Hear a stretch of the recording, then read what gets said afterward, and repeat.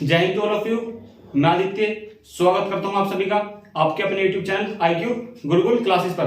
तो चलिए दोस्तों, जहां मैंने कल आपको छोड़ा था उससे आगे शुरू करते हैं, पर उससे पहले एक बार मैं बिल्कुल बता देता हूं आपको जितना मैंने आपको पढ़ाया था। देखिए, मैंने आपको बताया कि गुलाम वंश का अंतिम शासक क्यूमर्स था और उसकी हत्या करके जलालुद्दीन खिलजी जो था उसने खिलजी वंश की स्थापना की।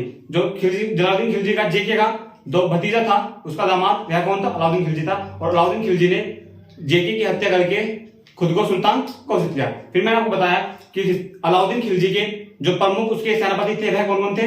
जफर खान थे, नुसरत खान, अल्प खान और उलुग खान। जो जफर खान था वह मंगोलों के आक्रमण में मारा गया। और फिर मैंने आपको बताया कि जब अलाउद्दीन खिलजी ने 1299 में गुजरात के शासक पर आक्रमण किया, तब वह वहां से 1000 दिनार में किसे?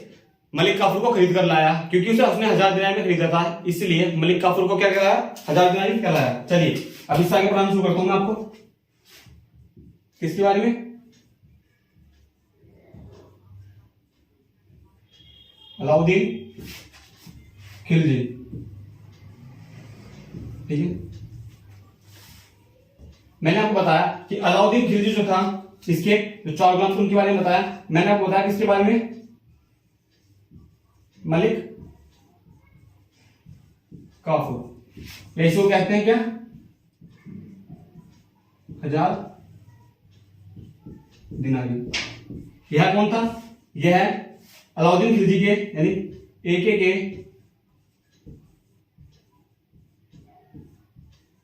दक्षिण भारत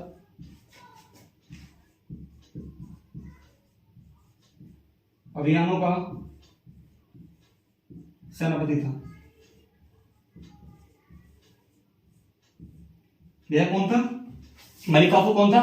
मलिक काफूर अलाउद्दीन खिलजी के दक्षिण भारत अभियानों का सेनापति था। यानी जो अलाउद्दीन खिलजी ने दक्षिण भारत पर आक्रमण करवाए वह उसने किसकी अध्यक्षता में करवाए? उसका सेनापति उसने किसे बनाया? मलिक काफूर को। और मैंने आपको बताया कि मलिक काफूर को 1000 दिनार कहते थे क्योंकि अलाउद्दीन खिलजी ने इसे 1000 दिनारी में खरीदा था और यह एक किन्नर था। ठीक है ना। उसके बाद मैं बताता हूं आपको कि जो अलाउद्दीन खिलजी के द्वारा आक्रमण किए गए कहां पर? दक्षिण भारत में। देखिए, एके ने किस पर? तेलंगाना में वारंगल,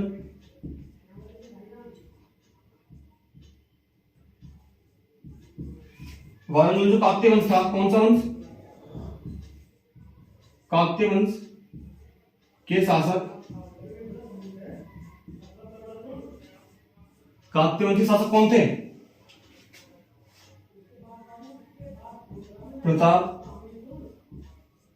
रुद्रदेव को हराया। किसने? मलिक काफूर ने, जो तेलंगाना में वारंगल में काकतीय वंश के शासक थे। कौन? प्रताप रुद्रदेव को हराया। और प्रताप रुद्रदेव ने मलिक काफूर को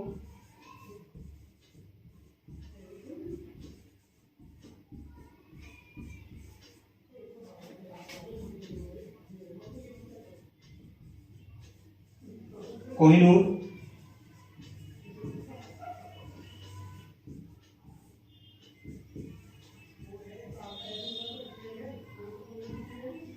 हीरा दिया। देखिए, मैंने बताया कि अलाउद्दीन खिलजी ने जब दक्षिण भारत पर आक्रमण कराए तो उसने उस आक्रमण की जो जिम्मेदारी थी यानी उसका जो सेनापति था वह किसे नियुक्त किया? मलिक काफूर को नियुक्त किया। और मलिक काफूर ने जब प्रताप रुद्रदेव को हराया, जो कि वारंगल तेलंगाना के शासक थे और काकतीय वंश के थे, ठीक है ना, तो किन्होंने प्रताप रुद्रदेव ने मलिक काफूर को क्या दिया? कोहिनूर हीरा दिया। और यही कोहिनूर हीरा इसने किसे दिया? मलिक काफूर ने लाकर दिया किसे? अलाउद्दीन खिलजी को। तो अलाउद्दीन खिलजी को क्या मिला? कोहिनूर हीरा। किसे मिला? अलाउद्दीन खिलजी के पास आया दिल्ली सल्तनत में। ठीक है, फिर उसके बाद मैं बताता हूं क्या जो अलाउद्दीन खिलजी के द्वारा अपने खुद के नेतृत्व में यानी उस जो अभियान का नेतृत्व कौन कर रहा था? अलाउद्दीन खिलजी। उसने किस पर आक्रमण किया? उसने किया चित्तौड़ पर आक्रमण।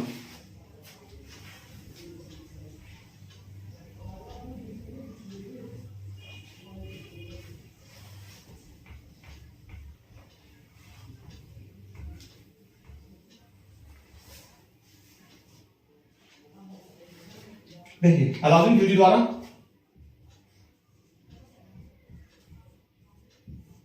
चित्तौड़ पर आक्रमण। देखिए इसमें क्या हुआ कि अलाउद्दीन खिलजी ने चित्तौड़ के शासक किस पर, राणा रतन सिंह पर आक्रमण किया। चित्तौड़ के शासक कौन थे? चित्तौड़ के शासक राणा रतन सिंह पर आक्रमण किया। किसने? अलाउद्दीन खिलजी ने चित्तौड़ के शासक राणा रतन सिंह पर आक्रमण किया। और इन्हीं की पत्नी कौन थी? इनकी पत्नी थी कौन?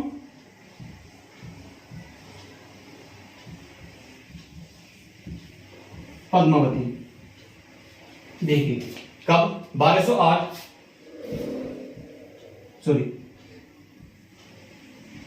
1308 में 1309 के दौरान किसने? अलाउद्दीन खिलजी ने चित्तौड़ पर आक्रमण किया और वहां के शासक किसे? राणा रतन सिंह को पराजित किया। कहा जाता है कि जो अलाउद्दीन खिलजी था ना, वह कौन? वह पद्मावती की खूबसूरती से बहुत ज्यादा प्रभावित था और वह उससे विवाह करना चाहता था। इसीलिए उसने, किसने? अलाउद्दीन खिलजी ने चित्तौड़ पर आक्रमण किया और इसमें उसने किसे? राणा रतन सिंह को पराजित किया। देखिए पराजित होने के बाद जो पद्मावती थी और इनके साथ महल की जो अन्य महिलाएं थी, उन्होंने अपने सतीत्व को बचाने के लिए, यानी अपनी हिफाजत करने के लिए, अपनी इज्जत को बचाने के लिए क्या किया? जोहर किया। पद्मावती व अन्य महिलाओं ने क्या किया? जोहर किया। अब देखिए जोहर क्या होता है? जोहर का अर्थ है कि एक सामूहिक, मतलब बहुत बड़े गड्ढे में क्या आग लगा दी जाती थी और जो महिलाएं होती थी वे अपने सतीत्व की रक्षा हेतु, यानी अपनी रक्षा हेतु, अपनी इज्जत बचाने के लिए उसमें कूदकर आग धाम कर लेती थी, यानी खुद की जान दे देती थी। किसमें? आग में कूदकर। तो जोहर सुनना है आपको। किसने किया? पद्मावती ने किया जोहर। किस लिए? अलाउद्दीन खिलजी से खुद को बचाने के लिए, क्योंकि राणा रतन सिंह जो थे वो हार गए थे। किससे? अलाउद्दीन खिलजी से। ठीक है, मैं बताता हूं उसके बाद। देखिए उसके बाद जो एक महत्वपूर्ण पॉइंट है वह है क्या? पद्मावत। पद्मावत एक पुस्तक है, पद्मावत उपन्यास जो है वह किसके द्वारा लिखा गया?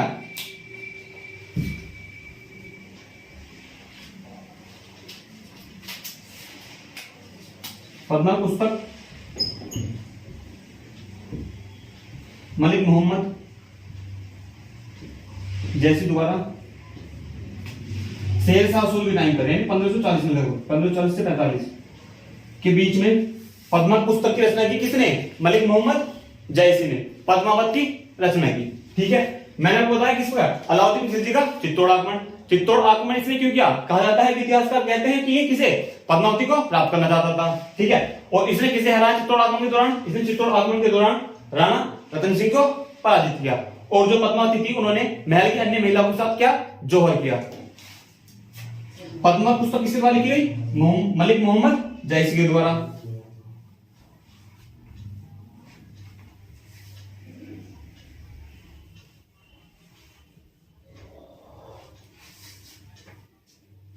देखिए मैंने बताया कि जो अलाउद्दीन खिलजी का एक सेनापति था, कौन? जफर खान। यह मारा गया कब?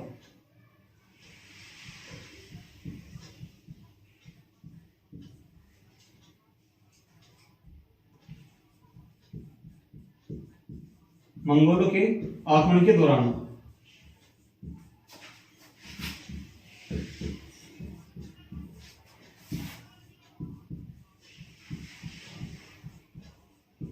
किसकी मृत्यु?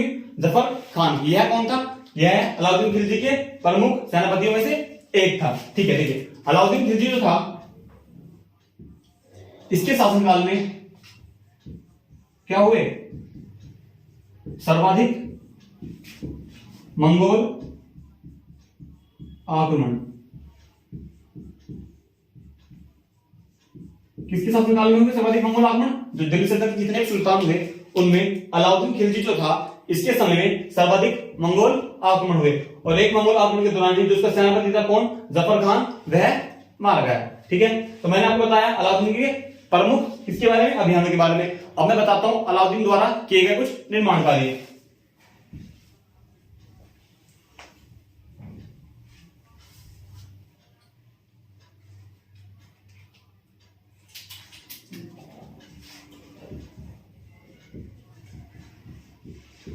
निर्माण कार्य। देखिए अलाउद्दीन खिलजी ने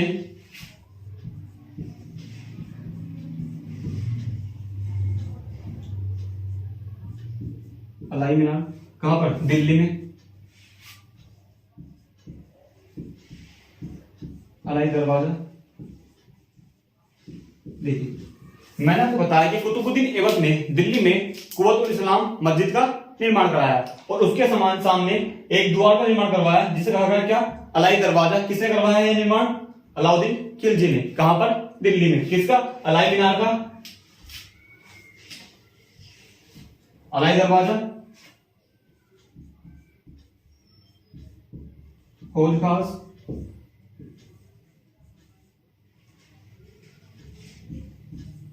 श्री का किला, श्री फोर्ट कहते हैं। ठीक है, मैंने बताया कि अलाउद्दीन खिलजी ने किस चीज का? अलाई मीनार, अलाई दरवाजा, हौज खास, हौज सुतुन, यानी 1000 स्तंभों का महल। ठीक है, किसका? हौज सुतुन, अलाई मीनार, अलाई दरवाजा, हौज खास श्री के किले का दिल्ली में निर्माण करवाया। किसने? अलाउद्दीन खिलजी ने। ठीक है, तो ये थे अलाउद्दीन खिलजी द्वारा किए गए महत्वपूर्ण निर्माण कार्य। वह सिंपली आपसे पूछ सकता है एग्जाम में, क्वेश्चन देखा एग्जामिनर कि अलाई मीनार का निर्माण किसके द्वारा करवाया गया? तो किसके द्वारा? अलाउद्दीन खिलजी के द्वारा। अलाई, जिसमें अलाई आ रहा है, दोनों किसके द्वारा किए गए? अलाउद्दीन खिलजी के द्वारा इसका निर्माण किया गया। हौज खास और हौज सुतुन, इसका निर्माण भी किसके द्वारा? अलाउद्दीन खिलजी के द्वारा करवाया गया। श्री का किला या श्री फोर्ट, इसका निर्माण भी अलाउद्दीन खिलजी के द्वारा कराया गया। अब मैं बताता हूं आपको अलाउद्दीन खिलजी द्वारा कराए गए बाजार नियंत्रण जो पद्धति थी, जो शुरुआत की गई, उसके बारे में। देखिए अलाउद्दीन खिलजी दिल्ली सल्तनत में बाजार नियंत्रण पद्धति के लिए अत्यधिक महत्वपूर्ण है। यानी अलाउद्दीन खिलजी के समय की जो बाजार नियंत्रण व्यवस्था थी ना, वह बहुत ही उच्च कोटि की थी। चलिए मैं उसके बारे में आपको, चलिए दोस्तों अब मैं बताता हूं आपको अलाउद्दीन खिलजी द्वारा बाजार नियंत्रण के लिए। अलाउद्दीन खिलजी दिल्ली सल्तनत का पहला शासक था जिसने बाजार में वस्तुओं का मूल्य निश्चित किया। यानी दिल्ली सल्तनत का वह पहला शासक कौन था जिसने बाजार में वस्तुओं का मूल्य फिक्स किया? तो वह कौन था? वह था अलाउद्दीन खिलजी। उसके बाद अलाउद्दीन खिलजी ने क्या किया? देखिए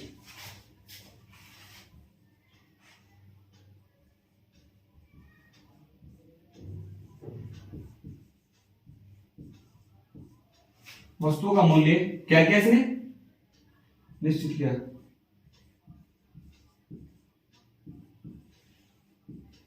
यानी वस्तुओं का मूल्य फिक्स किया।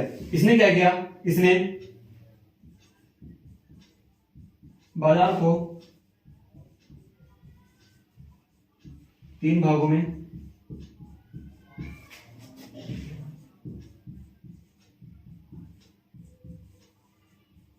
बांट दिया। कौन से 3 भाग? पहला था अनाज बाजार, ठीक है। दूसरा था वस्त्र बाजार और तीसरा था, थर्ड था कौन सा? घोड़ों व गुलामों की मार्केट, यानी घोड़ों व गुलामों का बाजार व गुलामों का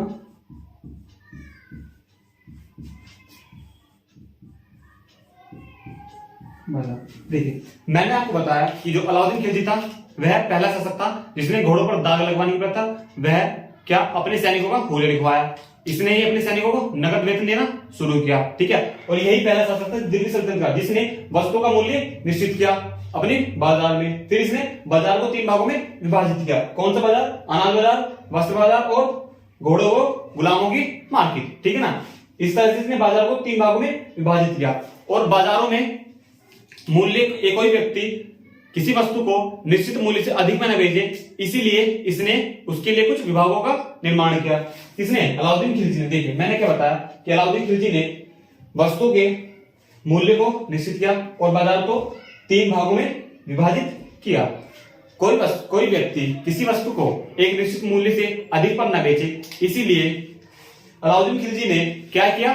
कुछ नए विभागों का निर्माण किया। चलिए अब मैं बताता हूं आपको अलाउद्दीन खिलजी द्वारा स्थापित किए गए नए विभाग।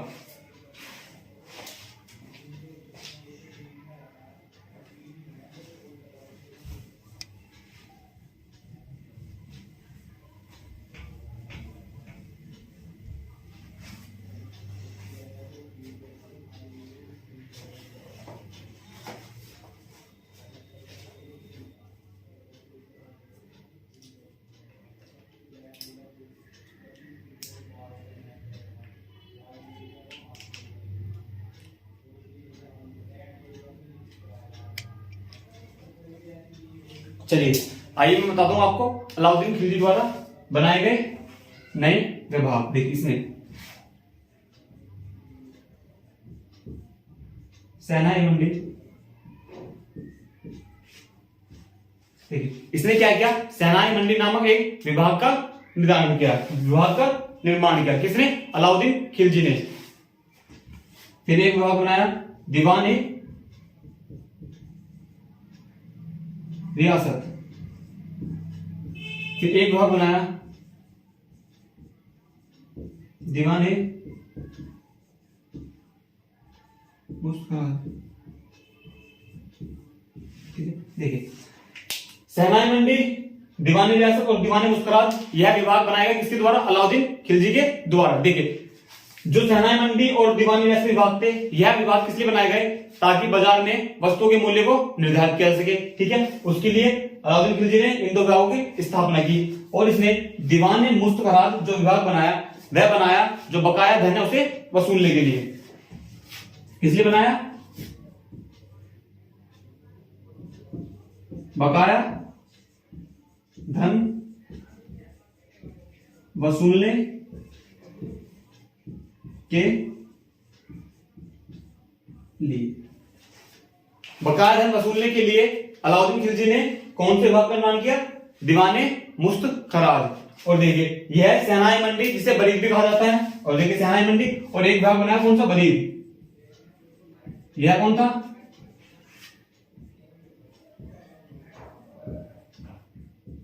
गुप्तचरों का विभाग। यह विभाग सुनिश्चित करता था कि कोई भी व्यक्ति मार्केट में जो कोई वस्तु है उससे एक निश्चित मूल्य से अधिक पर ना बेचे। इसीलिए अलाउद्दीन खिलजी ने क्या किया? विभिन्न विभागों का निर्माण किया। देखिए अलाउद्दीन खिलजी के इन्हीं विभागों के निर्माण के कारण, यानी उसकी नीतियों के कारण, जो नीतियां उसने बनाई किस लिए? अपने बाजार में वस्तुओं के मूल्य को निर्धारित करने के लिए। इसलिए कहा जाता है कि दिल्ली सल्तनत में अलाउद्दीन खिलजी के समय की जो बाजार नीतियां थी वे सर्वश्रेष्ठ थी। यानी अलाउद्दीन खिलजी के समय की बाजार नीतियां सर्वोत्तम थी। ठीक है, अब देखिए मैंने आपको बता दिया अलाउद्दीन खिलजी के द्वारा किए गए आगमन, जो उसके द्वारा अभियान किए गए, उसकी बाजार नीतियां, उसके द्वारा करवाए गए निर्माण कार्य। ठीक है, तो यही सब था जो मैं जानना था अलाउद्दीन खिलजी के बारे में। अब देखिए 1316 ईस्वी में अलाउद्दीन खिलजी की क्या हुई? मृत्यु हुई। 1316 ईस्वी में अलाउद्दीन खिलजी की मृत्यु हुई। ठीक है, और अलाउद्दीन खिलजी की मृत्यु के पश्चात इसका पुत्र मुबारक शाह खिलजी दिल्ली सल्तनत का अगला सुल्तान बना।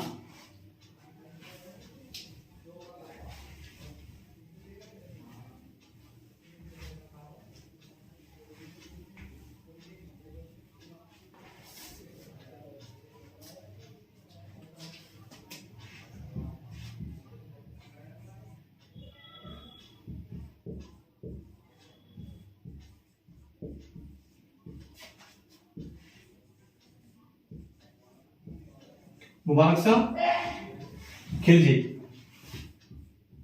1316 से 1320। देखिए मुबारक शाह खिलजी जो था वह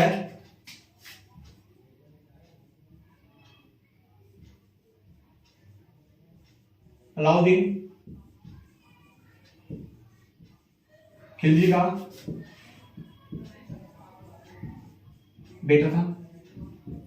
ठीक है, मुबारक शाह खिलजी 1316 ईस्वी में अलाउद्दीन खिलजी की मृत्यु के पश्चात दिल्ली सल्तनत का सुल्तान बना। और देखिए अलाउद्दीन खिलजी की मृत्यु जो थी वो किसी युद्ध में या किसी आक्रमण के द्वारा नहीं हुई, उसकी स्वाभाविक मृत्यु हुई थी, यानी नेचुरल कारण के कारण उसकी डेथ हुई। ठीक है, उसकी मृत्यु के पश्चात उसके पुत्र को क्या बनाया गया, दिल्ली सल्तनत का अगला सुल्तान बनाया गया। जो मुबारक शाह खिलजी था वह कमजोर एक अयोग्य शासक था। ये पूरी तरह से पागल था, यानी ये बहुत ज्यादा पागल वाली हरकतें करता था। कैसे? क्योंकि ये क्या करता था, यह अपने दरबार में नग्न अवस्था में ही चला जाता था, यानी बिना वस्त्र पहने ही क्या अपने दरबार में चला जाता था, और कभी कभार महिलाओं के वस्त्र पहनकर भी दरबार में जाया करता था। तो ये क्या करता था, महिलाओं के वस्त्र धारण करता था,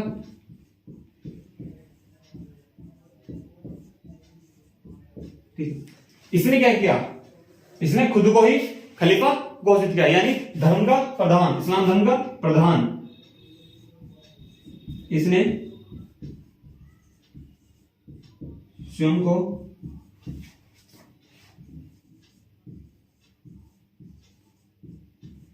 खलीफा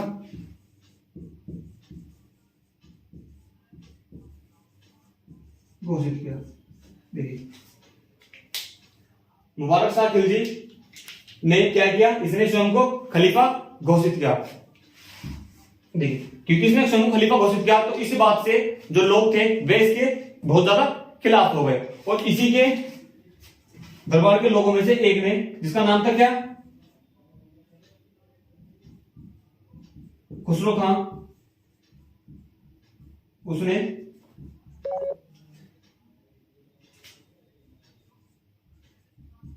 मुबारक खिलजी की हत्या कर दी।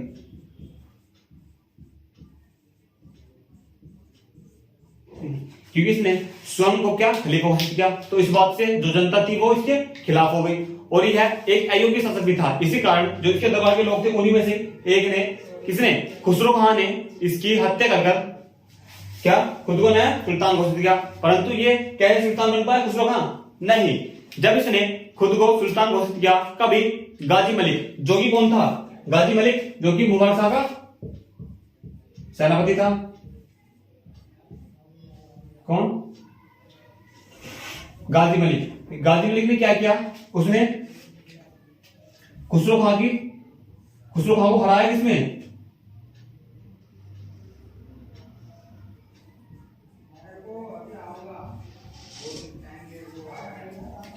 गाजी मलिक ने क्या किया, किसकी, देखिए गाजी मलिक ने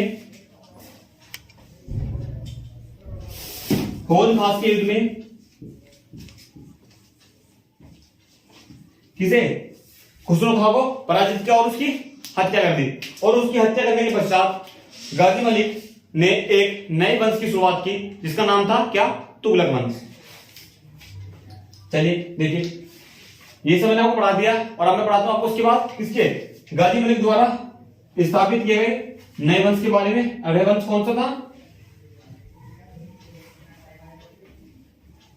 तुगलक वंश।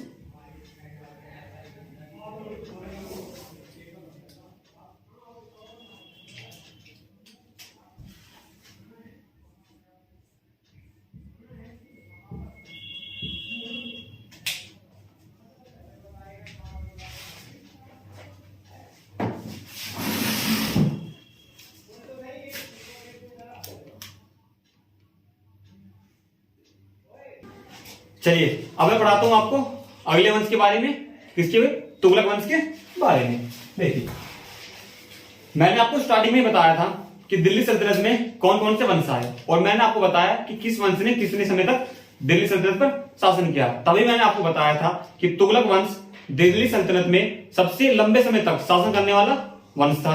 ठीक है, तो यदि क्वेश्चन बनता है कि वह कौन सा वंश था जिसने दिल्ली सल्तनत पर सबसे अधिक लंबे समय तक शासन किया, तो वह कौन सा वंश था, तुगलक वंश। और सबसे कम समय तक शासन करने वाला वंश कौन सा था, खिलजी वंश।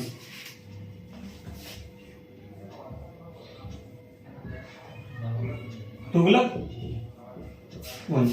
देखिए मैंने बताया कि गाजी मलिक ने किसकी, खुसरो खां की हत्या करके तुगलक वंश की स्थापना की। किसने स्थापना की, किसने, गाजी मलिक ने। और गाजी मलिक का ही क्या नाम था, गाजी मलिक का नाम था गयासुद्दीन तुगलक।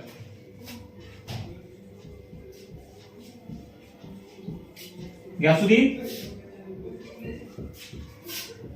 तुगलक, जैसे कहते हैं क्या, गाजी मलिक। देखिए आपको दिख रहा होगा इसके नाम क्या है, गाजी है, और ये दिल्ली सल्तनत का पहला सुल्तान था जिसने अपने नाम के साथ गाजी शब्द को जोड़ा।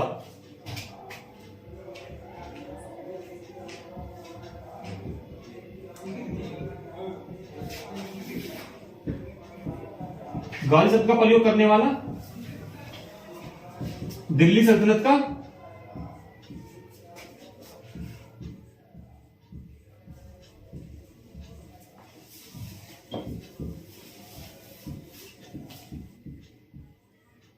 पहला सुल्तान।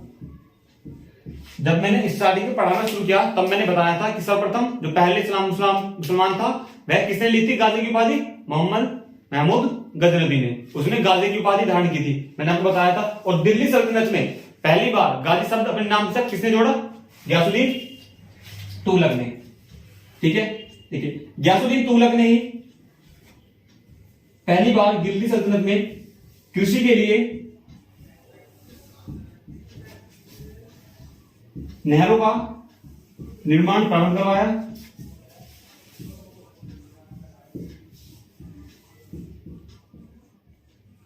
प्रारंभ किया किसने, गयासुद्दीन तुगलक ने। गयासुद्दीन तुगलक ने दिल्ली में एक शहर बसाया, दिल्ली में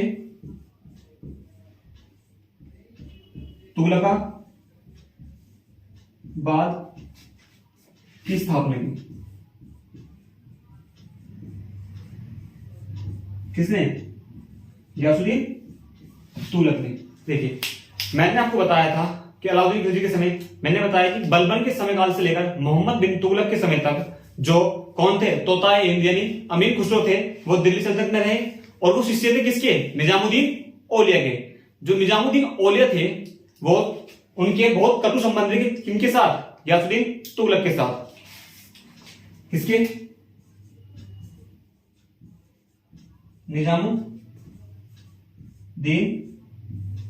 औलिया। निजामुद्दीन औलिया ये कौन थे, ये गुरु थे किसके, अमीर खुसरो के। ठीक है, देखिए मैंने बताया कि जो निजामुद्दीन औलिया थे उनके संबंध क्या थे, बहुत ज्यादा खराब थे। किसके साथ, गयासुद्दीन तुगलक के साथ। गयासुद्दीन तुगलक का जो बेटा था उसका नाम था क्या, जोना खान। ठीक, कौन,